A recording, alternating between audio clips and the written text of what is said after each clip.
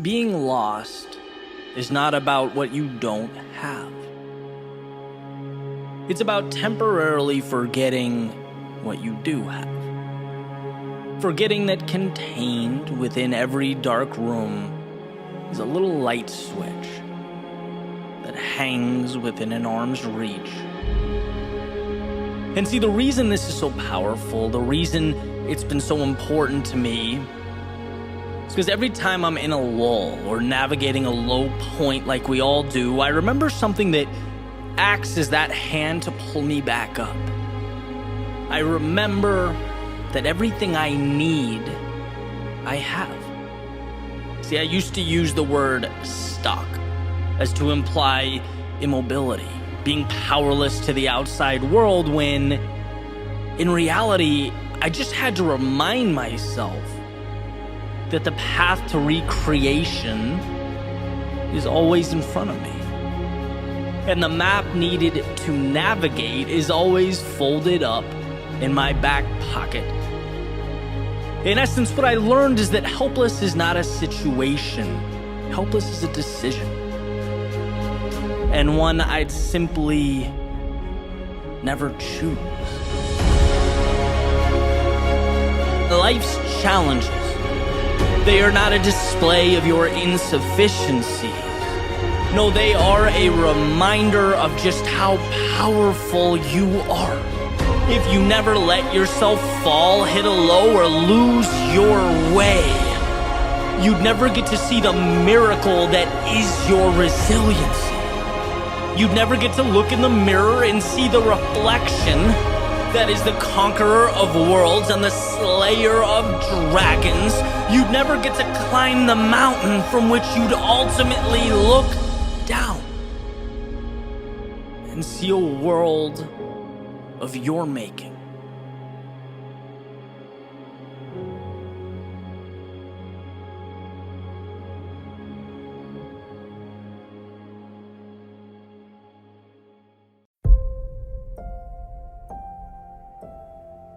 Why is it that the average person seeks out the advice of what feels like a million people before consulting himself? Knocking, looking, hoping. Is he looking for answers? Or looking for permission to be who he already knows he is? Is he looking for insight or just validation that his reflection is in fact okay? See, I think we all deep down know who we are, know what drives us. And even if we don't know exactly what the destination looks like, our hearts know the direction best suited to begin the pursuit. So how is it so easy to forget? Why do we get our antennas crossed? See, when life becomes about meeting requirements and fulfilling obligations, checking off boxes and checking in on time, we forget the basics. We forget to live for ourselves, as if our job is to play a part, not direct the movie. And playing a part is living up to expectations. Directing the movie, well, that's creating your own expectations. This world, your world, it belongs to you. It's a world with both unimaginable happiness, bliss, moments of ecstasy, and the occasional suffering, chaos that we have to navigate through. But I think all of it comes down to whether you trust yourself to live it for yourself. To remove the shackles, take the training wheels off, stop asking permission, and do what you've always known was the right thing. That part never changed. It just had to wait amidst all your looking for external direction, for you to pause and find the internal courage. Freedom is not a life without chaos. It's trusting yourself to determine which dragons you will slay. It's not a life without battles, but fighting those battles that result in your liberation, dismissing the oppressors that build fences in your mind and chains around your soul. I've thought a lot about the idea of a life well lived, what it means, how it feels, and it seems to me it's about intentionality. Where are you going? It's not that you can escape suffering or eliminate fear. It's not that you'll avoid getting lost along the way, but it's the why. Why we endure these things makes all the difference. Is it for a better tomorrow or simply to get through today? And it's amazing, accidentally stumbling upon that which scares you and intentionally facing that which scares you are so different that their occurrences trigger completely different neural networks in the brain. See, overcoming fear is ingrained in us. We want to grow. We want to evolve. We need more. The question is whether you will step out of the line that someone else made for you and live a life that is your own. And if it's crazy, great. Let it be crazy. If it's unique, perfect. Stand out. And if it scares you, my God, if it scares you, don't turn back. Don't you dare turn back. Give yourself the most important permission one can give, the permission to follow your intuition and your curiosity into tomorrow. Let the stakes be higher, but the rewards be meaningful. Let the chaos be your own to tame and to master. Every twist, every turn becomes not only a part of you, but a chapter in the story of your becoming. And as the seed you've held in your hand for so long finally meets the earth and grows so high that it connects you to the heavens, remember that this is your life. It's your obligation to live it fully.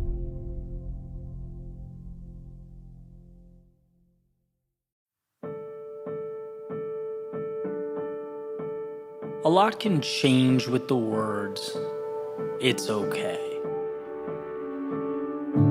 My moon is not the same as their moon, and that's, well, it's okay. Same playing field, just different rules.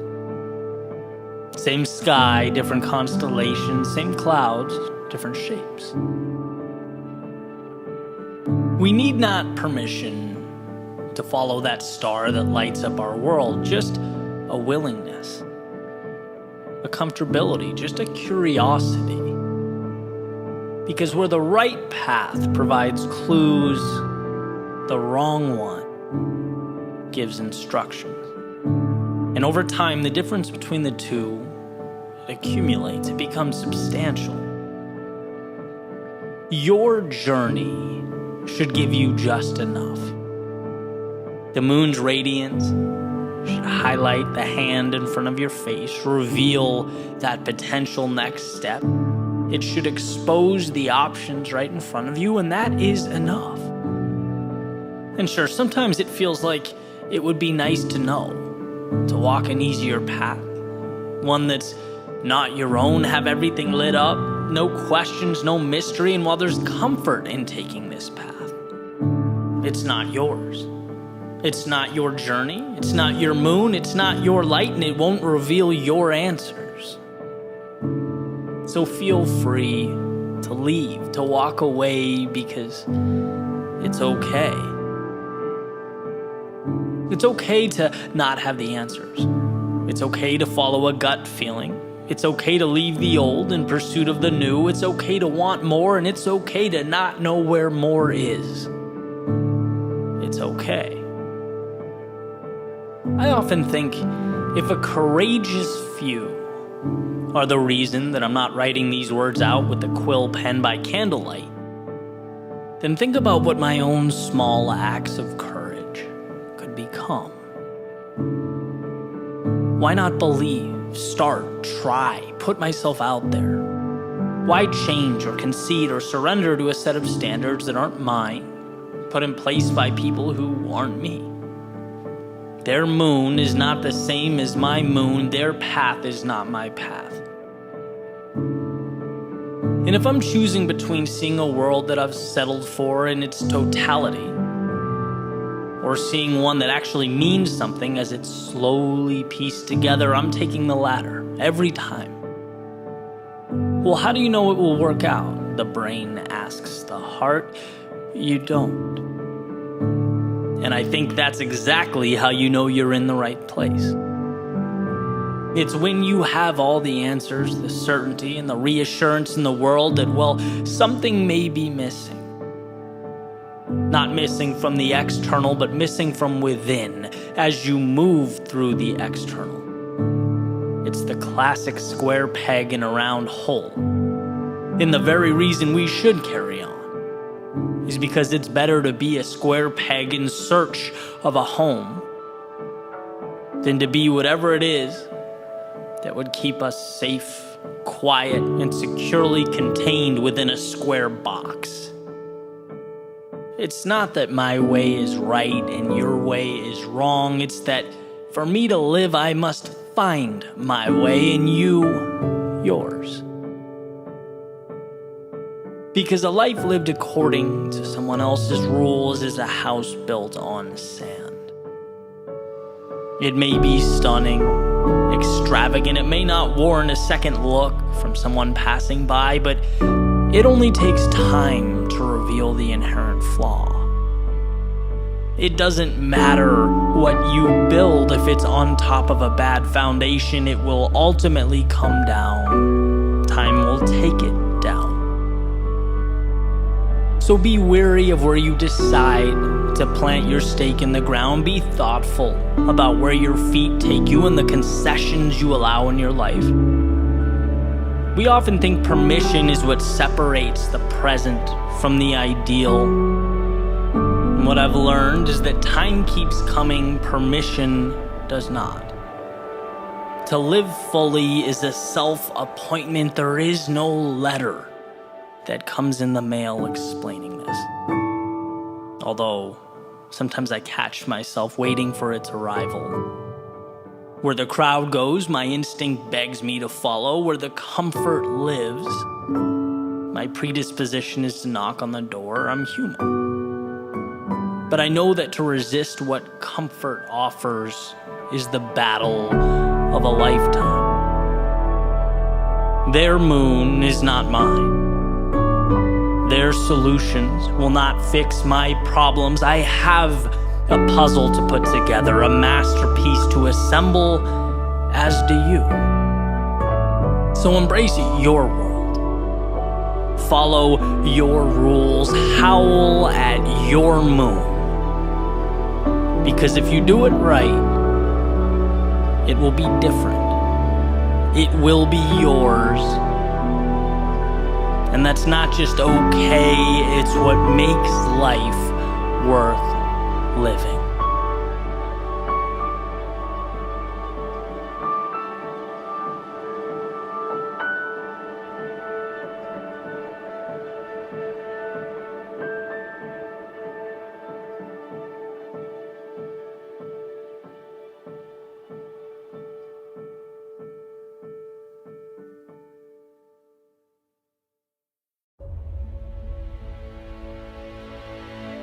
Why is it that when we look back on our lives, it's never the easy days or the simplicity?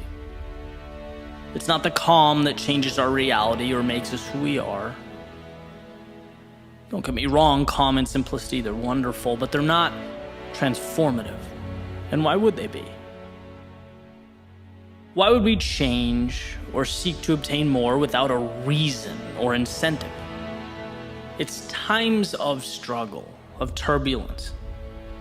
It's when life was hard that we had to rethink who we are, reshape the way we look at the world, right? Because without chaos, you don't get calm. Without the storm, you don't get those crazy neon colors and golden rays it leaves as it passes by. In order to triumph in any capacity or any area of life, there's always a sacrifice that must be made. The adversity is the fire that forges the iron. There's a saying, hard times create strong men. Strong men create good times. Good times create weak men, and weak men create hard times. It's a cycle. And this is generally used in a socio-political sense, and I think in a lot of ways it applies today, but where I've really found it useful, where I've found value in it, is at the personal level. Because what I've noticed is that growth also appears to have a cyclical nature.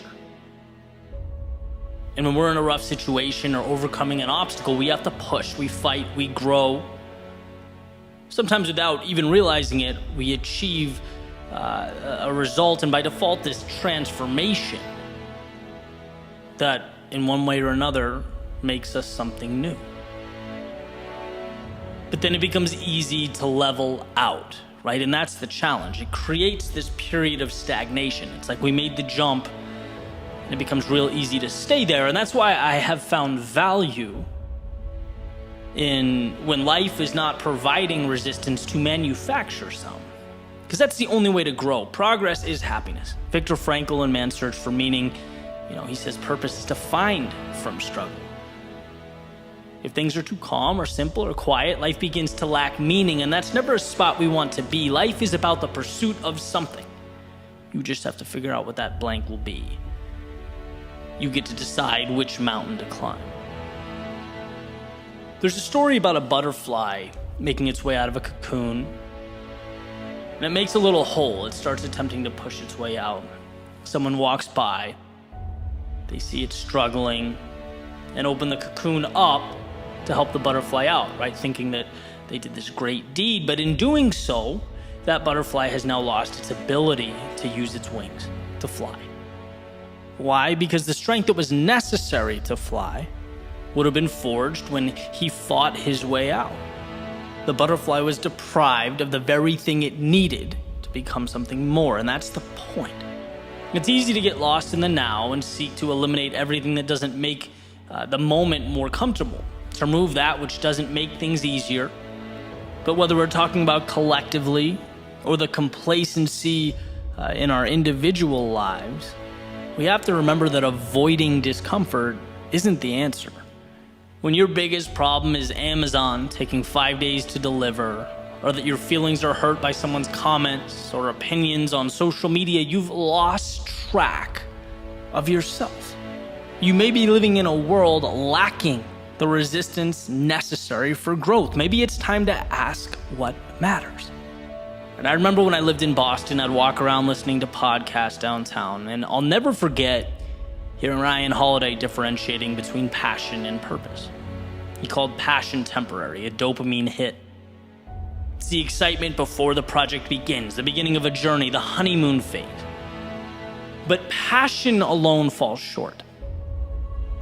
And it falls short because anything worthwhile is hard. It tests us. It repeatedly presents us with those metaphorical cocoons we have to fight. We have to earn our stripes, grow our wings, and if we stop at passion, there's no reason to battle on, to take the punches, knowing that they will create for us a tomorrow full of infinite possibility, and that's where we need purpose. That's why it matters. We need something bigger to march towards, a destination that's meaningful, to remind us that those challenging times, they're not a burden. There is no poor me here. They're the fire that sharpens us, that whispers to us not only the importance of carrying on, but the power contained within ourselves to do so. This world, it is not stacked against you. It's never the problem or the obstacle. No, it's the opportunity laid out at your feet. And it's in those very times when we're uncomfortable, when we're unsure, when we don't know where to draw our strength, that we need to remember it comes within. It's an idea that is brought to life through courage, through understanding, through the trials and tribulations of life that didn't intimidate or hold you back, knowing that life has given you everything you need to blaze your trail. So don't be afraid to let it take you somewhere new.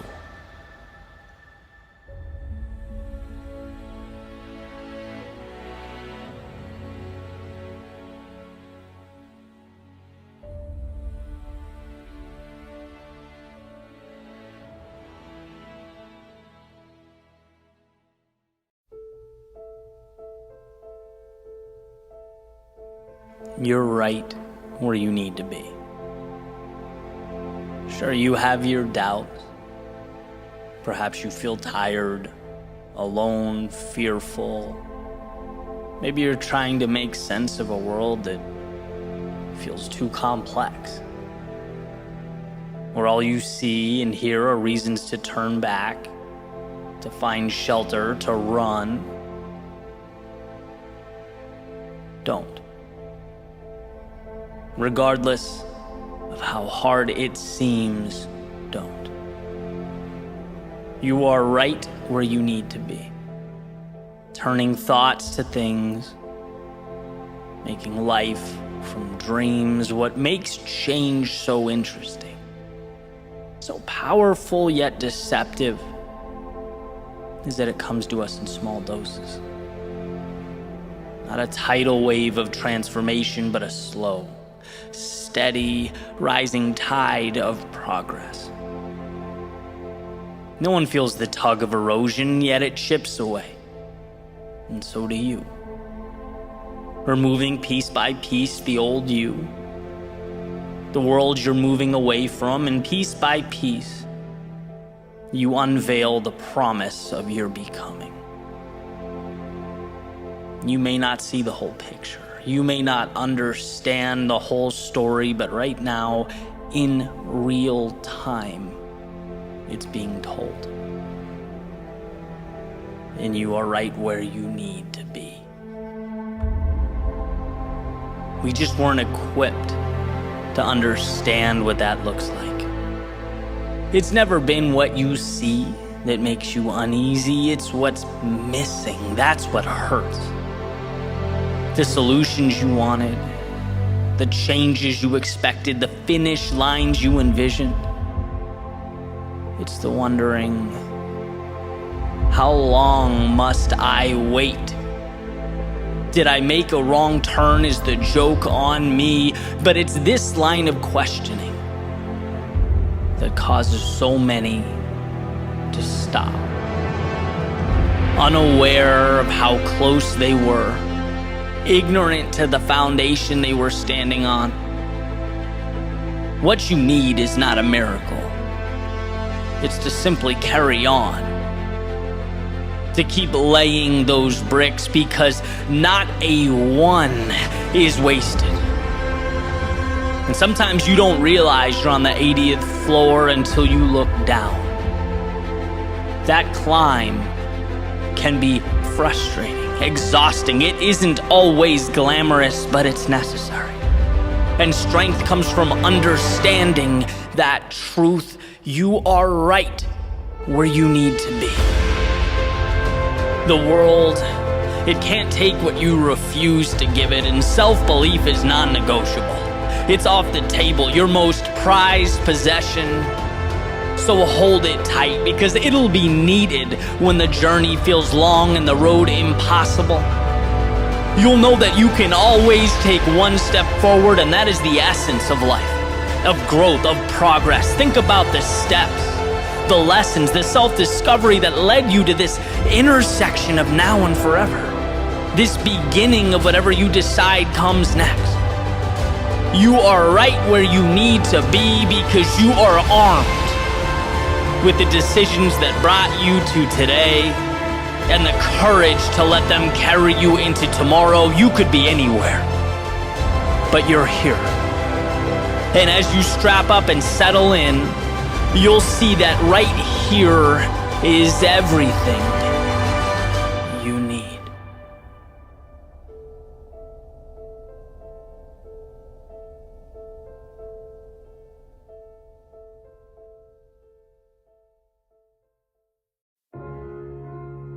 Found a quote the other day. It said, "Time heals nothing unless you move along with it." And I thought, well, that makes perfect sense, right? You can't pursue a new reality, a new world, unless you can detach and depart from the current one. But that's in theory. And my question was, is it the destination or the path that holds us back? Because in my experience, the greatest struggle in life, it isn't what to do, it's knowing how to do it. How do we get there? We know we need to get back up, but how? How do we initiate a spark and create momentum and take that world of black and white and add color? Because those times of gray, when life seems to lose its purpose, we find ourselves simply existing and not living, that's when we need answers. And I guess this quote, it jumped out at me because it prompted an equally important question, right? Which is, now what? And I started thinking a few years back, 2017, probably the most difficult year of my life. It was void of, any of that beautiful nuance, the uplifting moments that we like to remember when we look back. For me, it was, essentially an ended relationship. It was relocating away from family and friends. Was having a few dollars in my bank account, everything I own in a trailer, and starting over. And what I'll never forget about that experience, in totality, was that I saw it colorless, bland, dark. Essentially, the road ahead had lost that glimmer that it once had. See, I used to get so much joy in telling stories, but life had kicked me around so hard that I, at least for the moment, forgot the point. Like, what was my reason? And I knew, like I said, what I had to do, but I couldn't wrap my arms around the how. How do you get the train moving again? And then I got this email, right? And I'm gonna paint a picture for you. New apartment, trash, there's stuff everywhere, suitcases open. I hadn't shaved in 2 weeks. I'm exhausted, couldn't sleep, sitting there frustrated with my laptop. And the email is basically someone looking to create a documentary, asking if they could stay with me for 3 days and create a film about always maintaining discipline and living a productive life. And I just erupted into laughter, right? I don't think Seinfeld could have written something more ironic. It made no sense. But it caused me to reflect, right? I obviously declined the video. It just wouldn't have felt right or accurate in that moment. But I started to think, how is there such a gap between the old me and who I was sitting on that bed? Is this the new me? And if it's not, why have I allowed this imposter to stay so long? I've always said a life change is one decision away, a light switch away. Just reach out and find it. And when you're going through times like this, it's funny, life has a way of doing its best to conceal the beauty. It's like it becomes this black and white painting, and it stays that way. It stays that way until you put color into it, one brushstroke at a time. Because life is intimidating when you see everything you're not, when the blank canvas feels like emptiness and not opportunity. But life doesn't require of you the whole picture. Masterpieces, they aren't made overnight. They're not instantaneous. They are a product of trust, of faith. Not in the canvas or the brush, but in the artist. Through his eyes, he's capable of transforming his experience into art, his misfortune into meaning. Viktor Frankl uses the metaphor of a movie, each day being its own scene, where often they don't even come together until the very last act. Trust that. Believe that. But man, start painting. And the very next morning, like everyone before it, I woke up to a yellow beam of light, making its way through a crack in the blinds, painting the wall of an otherwise dimly lit room. But this time I saw it. This time I didn't close the blinds, I opened my eyes. And sometimes that alone is the little hinge that swings a big door, a door that I walked through. And I saw the green of the palm trees, the beauty, the simplicity, and thought, how lucky am I to be where I am when I am. I saw a blue sky, a miracle in its own right, that's not confined to story or narrative. And well, maybe I'm not either. The white of the sidewalk leading me to wherever I choose to go next. The red of my running shoes hitting the pavement. The gold of the sun bouncing off the buildings. The black of a cup of warm coffee as I soak in the day. And the teal chandelier that hangs over the horizon as the same sun that started it all retreats after a hard day's work. See, you have everything you need, and life is not always perfect, but it is always what you make it. How things are is not how they should be or need to be, but how you've allowed them to be. And most importantly, black and white does not describe reality so much as it describes what's not there, what's missing from reality. And my hope is to never conform to that sketch or outline that masquerades as truth, but to see beyond it. To find the strength, the courage, the self-belief to pick up the brush and live life in color.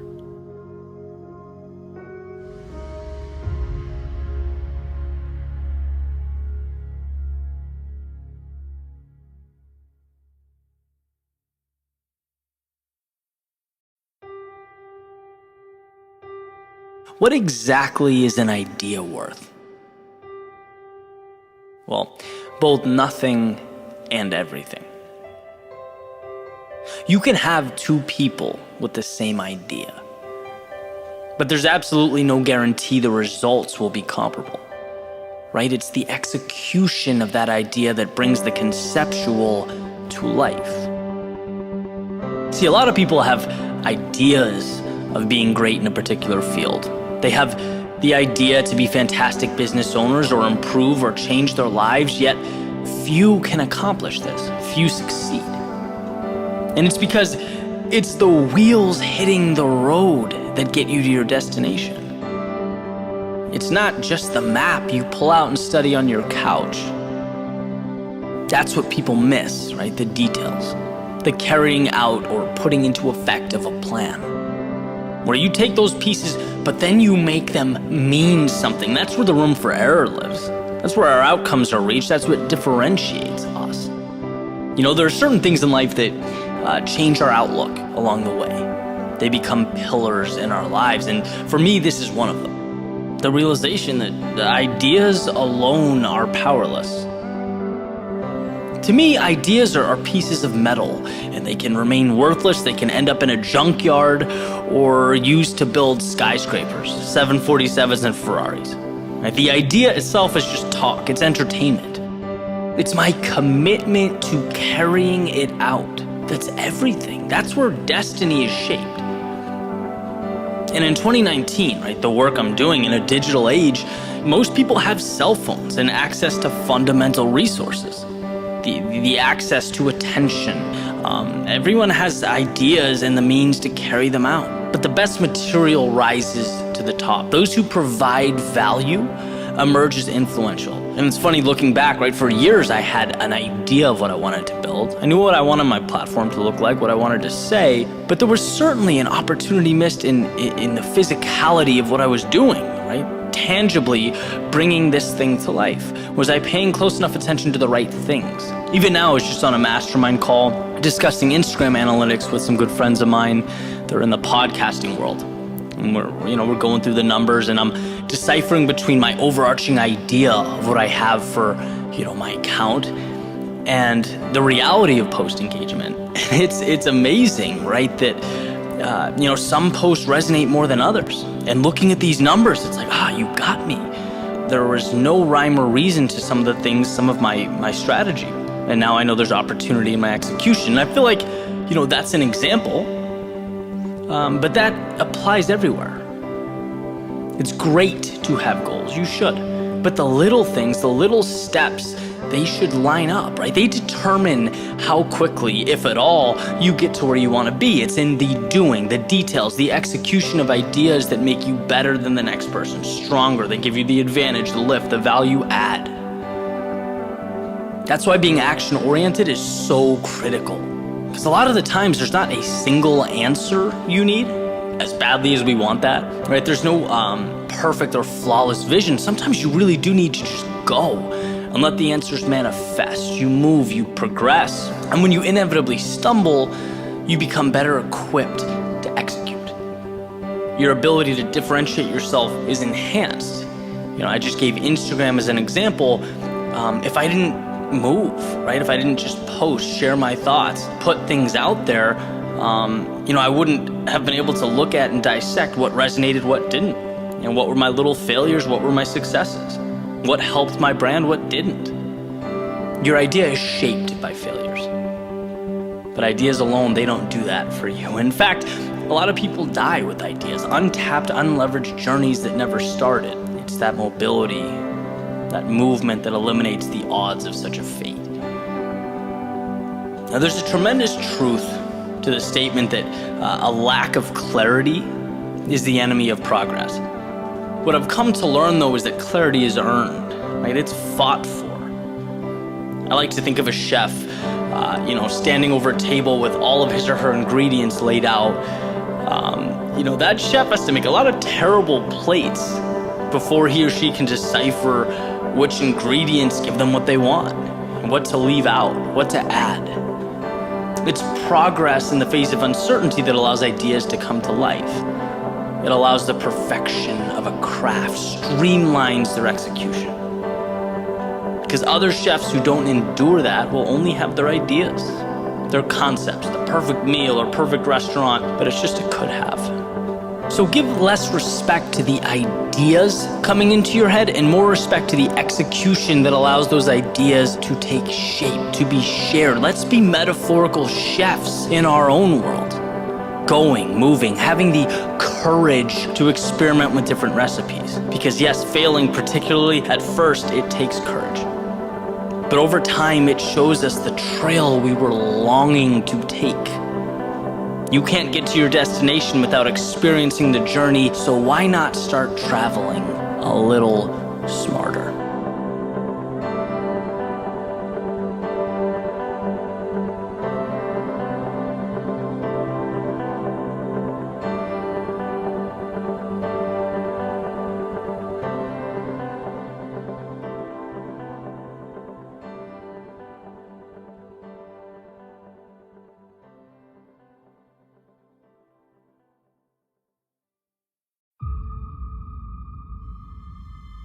So imagine you're sitting down, having something to eat, thinking, relaxing, reading, whatever you're doing.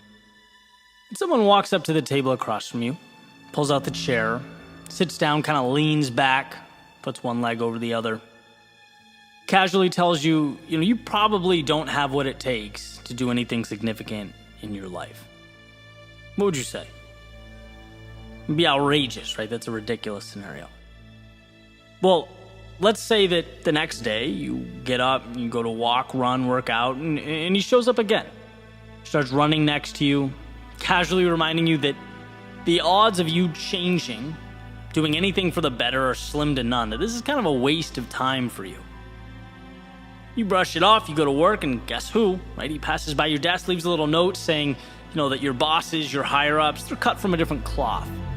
They just see things in a way you can't. You'd probably tell that person to take a long walk off a short pier, right? Or at the very least, you'd understand how absolutely insane the situation is. People can't just walk up and talk to you like that. But now imagine that same person is you, living rent-free in your head, and here's the catch. You invited him in. You allowed the negativity and the doubt to live there. See, every time I think about that self-talk, I can't help but wonder, in a world of obstacles to navigate and challenges to tackle, why is it acceptable for your biggest obstacle to be you? Why should you allow or be okay with that? And I'm not saying everything's perfect all the time, every thought's pure bliss, but I am posing this question. If you don't believe in yourself, how do you expect anyone else to? If you're not your biggest ally, if you don't respect the person staring back at you in the mirror, how do you expect the world to? Why is our inclination to tense up and refute the negativity from others, but sit back and accept the same nonsense in our own heads? If those words don't support what you're trying to build, I don't care who they're from, where they come from, why they're there, they don't deserve your time. And it's a simple awareness that they are not truth, but merely your fears and your insecurities trying to stop you from becoming who you might be. My biggest leaps in life, they didn't come from physical milestones or benchmarks. They came from mental shifts, convincing myself, believing myself, trusting in myself. When the road is untraveled, when the story is untold, the positive and the negative are both make-believe. They are both fairy tales, they're options, they're theories, and guess what? You get to choose which option, which one will be yours. My favorite quote is, "You are always stronger than you think you are." Not so much because it reiterates how high the bar is, but because it reminds me how low we often set it for ourselves when we're not paying attention, how loud that negative voice can be. You know, when I was unemployed, I was writing, I was running out of money, my life changed because I stopped seeing myself as some lost, jobless mess, and I started seeing myself as one of the greats with a hell of a road to travel. See, people always follow through on who they believe themselves to be. I refused to hear that you might fail and the not good enough, and I buckled up for the road ahead. And when you believe you can change and know that the road to your goals will be rocky, it will be uncomfortable, but worth it, you are taking that hostile voice and making him or her a spectator, not a decider of fate. And yeah, you will lose, you can't win all the time, and you will feel stuck, but life's not always smooth sailing, and sure, you'll be mad at yourself, but not every decision is a home run. But these situations are the byproduct of a journey, and here is my point. Self-belief is being able to differentiate your situation and pointless negative talk about the situation. It's about remembering that you are the gatekeeper of your own mind.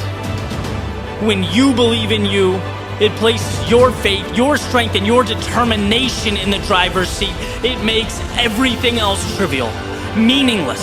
It makes it an option that you are simply not going to choose.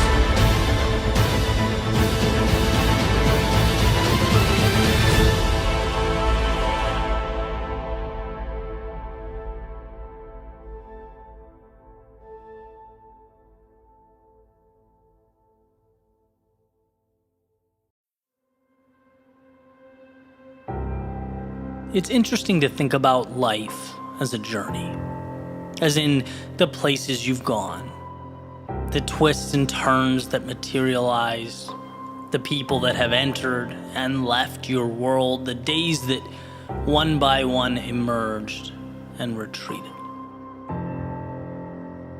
I took a walk this morning and was thinking about all the steps that brought me to this point, the decisions I made or didn't make, the actions that essentially bridged then and now. It's quite an adventure we're on. And what I realized on this particular walk was that throughout my story, some of my biggest shifts, my greatest transformation, even the happiest moments of my life, they were born from questions that I asked myself. Some incredibly obvious. Questions that maybe I just never asked. Others, well, they required reworking common narratives. But they were all questions that caused me to reflect on my life and my situation and allow me to be more, to focus on the right things and leave all that other stuff behind.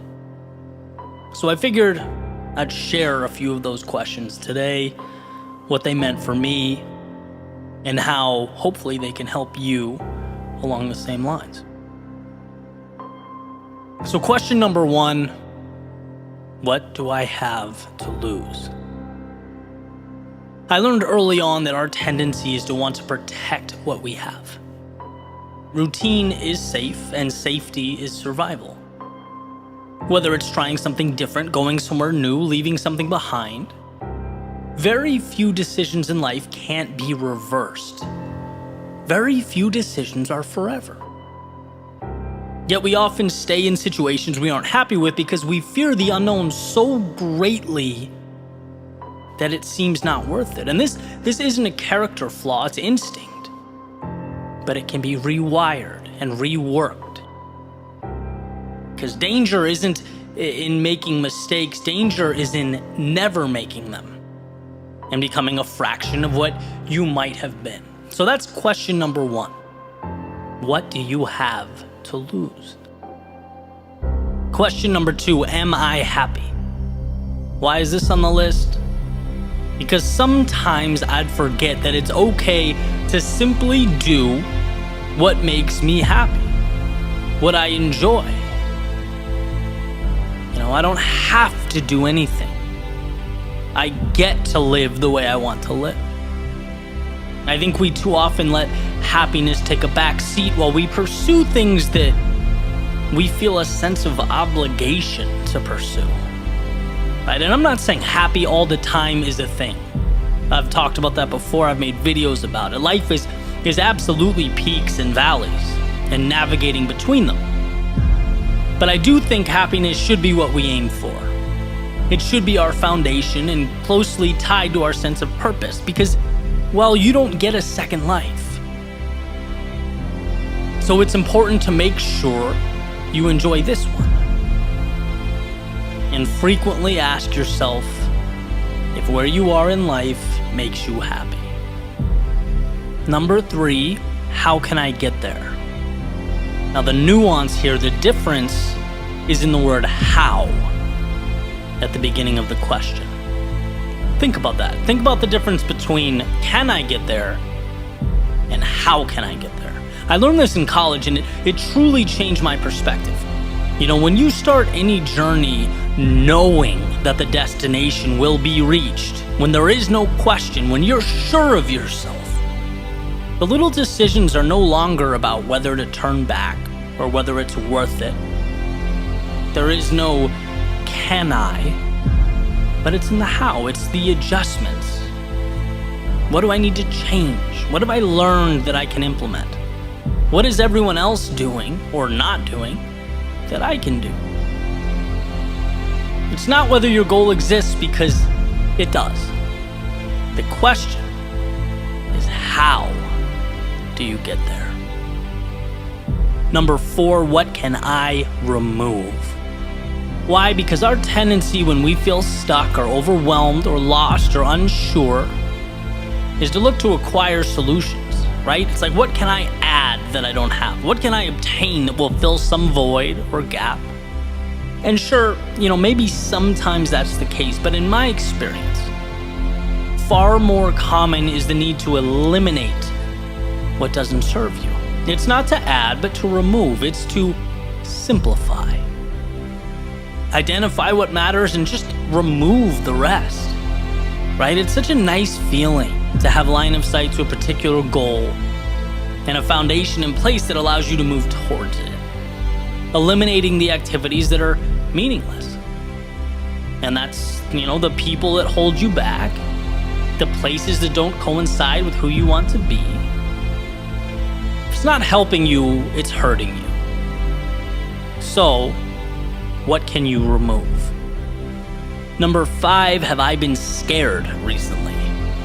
And those of you who have been listening to me for a while, I'm big on this one. If you haven't been in a situation recently where you've been nervous or uneasy or unsure, then you probably aren't growing. And all of my life-changing moments, they made me uneasy at the time. They made me question myself. They weren't simple for me. From the beginning of my keynote speaking career, to pushing creative boundaries, to having the courage to grow my business in ways I hadn't before, they were all terrifying in the moment. And they all ended up being essential to the path I'm on. The way I look at it is, fear doesn't really get easy, but you can get comfortable with the idea of being uncomfortable. Right? You start to see it as just the price you pay for something better, the ticket to get into the show, the beginning of everything good to come. So have you been scared recently? Number 6, what is my little hinge? Now, a little hinge is one small thing you can do that has a monumental impact on your day. For me, it's waking up early, it's having coffee, it's reading and getting some time to myself. That propels me into the rest of the day like a rocket. So the question is, what is the little thing in your life that can have a big impact on your day, on your energy, on your success? What is your little hinge? Number 7, how can I find a positive in this situation? And this one's tough, but it makes all the difference. And here is the reality. Even the worst experiences, our greatest letdowns, they open the door to something positive, something that can change your life for the better. And it is convincing myself to find it amidst these situations that has contributed to some of my greatest breakthroughs, because you learn. You're forced to adapt. You're forced to become more, and the key is put right in front of you. The problem is that most of the time we're so consumed by what we lost that we walk right by the positive. COVID's a great example. Incredibly challenging time, difficult for everyone involved. People have lost their jobs, found themselves unsure of what tomorrow holds. But I've always said since day one that if you can find one positive here, one thing you can start or do or change, so that when it's all over and you look back, you can say that little period of uncertainty, of hell, of discomfort, well, that is when it all started. That's when I planted the seed for something incredible. Right? And so my question to you is, how can you find the positive in this situation? Number 8, why not me? Anyone who's done something of value has faced long odds. They've had to peer into an abyss, not knowing what the future would hold. They didn't have an external world providing assurances. No, true to the name, they leaned on their internal world, their world within, self-belief. An understanding that life might knock them around, it might present challenges, but somewhere in there was the courage to march forward and overcome. See, no one's born special or with all the answers. The way I see it, there are people who had the courage to embrace vulnerability and those who did not. So let go of the thought that there's a monumental difference between you and the people who have what you want. Create a plan, prepare for the long haul, and most importantly, believe in yourself to overcome. If they did it, why not you? Question number 9, who matters?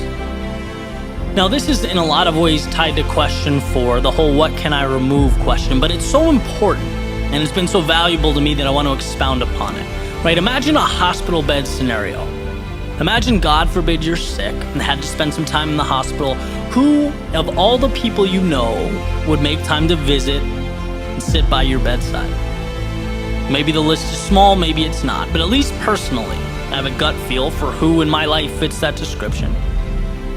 Those are really the people who matter. Those are the people I want to share time with and be there for. Those are opinions I consider. And this is important because we spend so much time, in some cases, making life-altering decisions based on the opinions of people who don't meet that description, don't even come close, sometimes strangers. And I'm not advocating being disrespectful towards people you don't know, nothing along those lines, but what I am reminding you is that there are a few people, a handful in our lives that truly have our best interest at heart, that means something. Don't adjust your life for people not on that list, right? It's important to ask yourself who matters. Lastly, number 10, how am I thinking about yesterday? Now, this one's near and dear to my heart because yesterday can be a tricky thing. You know, we fall into the trap, sometimes without even realizing it, of allowing our past to determine our future. Well, this is how people saw me yesterday. This is how I felt about myself yesterday. This is what my life was like yesterday.